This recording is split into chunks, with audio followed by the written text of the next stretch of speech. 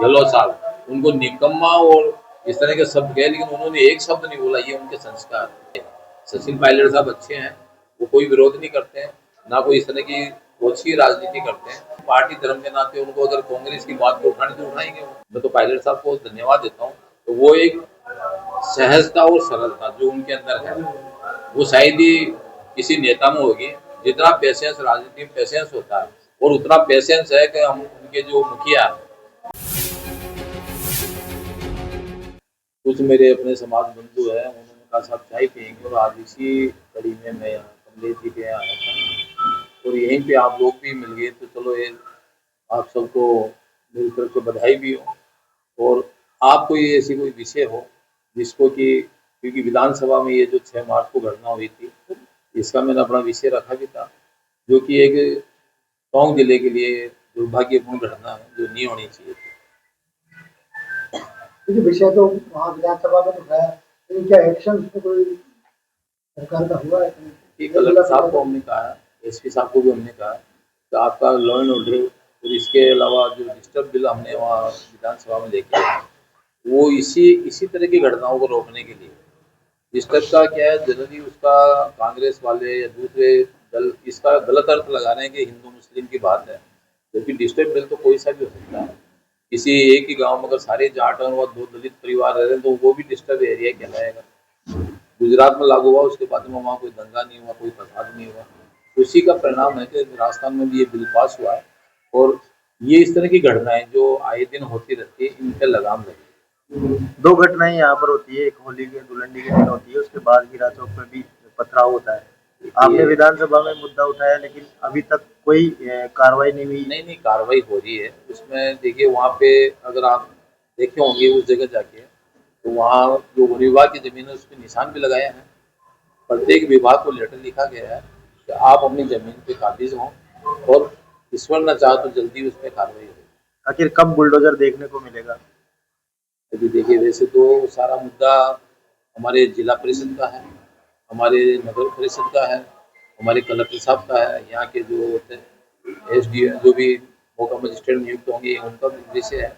कोशिश करेंगे जल्दी ये काम उन लोगों को राहत मिले। जिन दो समुदाय विवादित स्थिति में पड़ी है, नगर परिषद ने चिन्हित किया मकानों को, और वन विभाग ने उनको अधिकार नहीं है, उसको लेकर सवाल उठाया।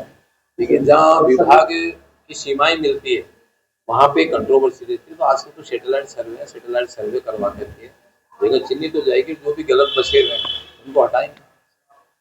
दोनों समुदाय जिन पे पथराव हुआ दलित समुदाय से आते हैं, आप भी दलित समुदाय के प्रतिनिधि हैं, क्या मांग करेंगे सरकार से कि जो पत्थरबाज है उन पे एक सख्त कार्रवाई की जाए?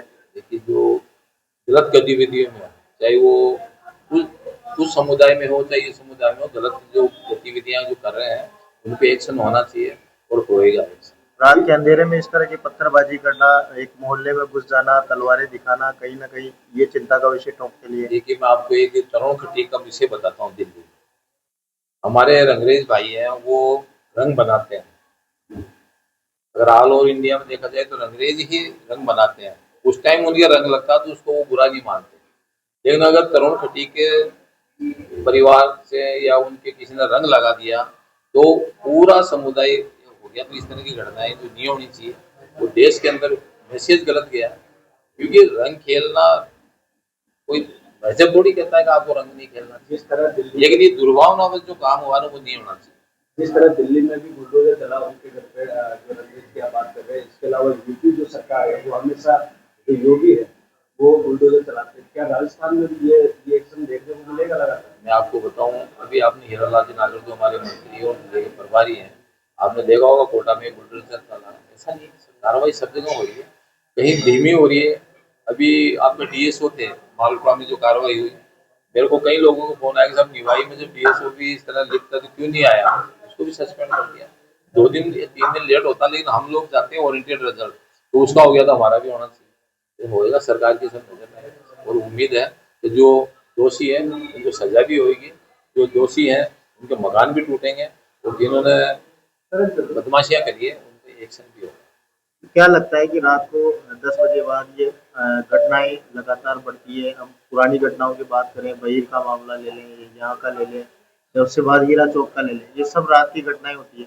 तो ये क्या प्री प्लानिंग के तहत इस या तरह की पुलिस की घटनाएं- लाइन ऑर्डर में कमजोरी है? देखिए, इसके बारे में एसपी साहब से बैठ के बात करेंगे, कलेक्टर साहब से बात करेंगे। तो यहाँ पे एक शांति प्रिय जो जिला है वो भड़के रहे, चाहे मालपुरा की घटना हो चाहे यहाँ की घटना हो, कोशिश करेंगे प्रशासन से मिलकर इसका लगाव करेंगे। नगर परिषद के अधिकारी और जो यहाँ पे है तो कन्हैयालाल जी कहते हैं कि कांग्रेस पीएम को ब्लैकमेल कर रही है। देखिए, जितने भी सिलेंडर की आप बात कर रहे हो, केवल कांग्रेस के वाले ही को ही पता पड़ रहा, नहीं तो बाकी और लोग हैं उनको तो कभी दिक्कत ही नहीं है सिलेंडर की।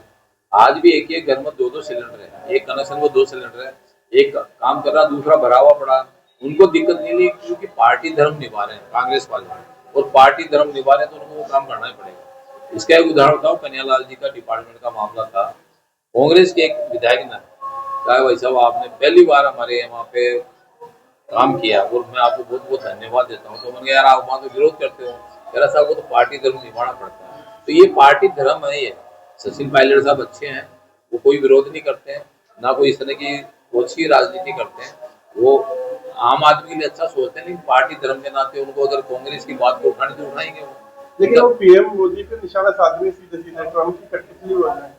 आज देखिए, आज मैं विधायक बन गया, मेरे ऊपर भले ही कोई से भी हो, अगर वो इस तरह का मुद्दा उठाएगा, जो विरोधी होगा मुद्दा उठाएगा तो उठाएगा, उससे कोई फर्क नहीं पड़ता इन चीजों से। इसलिए मैं तो पायलट साहब को धन्यवाद देता हूँ। तो वो एक सहजता और सरलता जो उनके अंदर है, वो शायद ही किसी नेता में होगी। जितना पेशेंस राजनीति में पेशेंस होता है, और उतना पेशेंस है कि हम उनके जो मुखिया गहलोत साहब, उनको निकम्मा और इस तरह के शब्द कहे, लेकिन उन्होंने एक शब्द नहीं बोला, ये उनके संस्कार। मतलब आप पायलट साहब की प्रशंसा करें। मैं प्रशंसक हूँ, जो भी राजनीति में मैं सबका, जो मेरे सीनियर है मैं सबका प्रशंसक हूँ, चाहे कांग्रेस की हो चाहे बीजेपी की हो।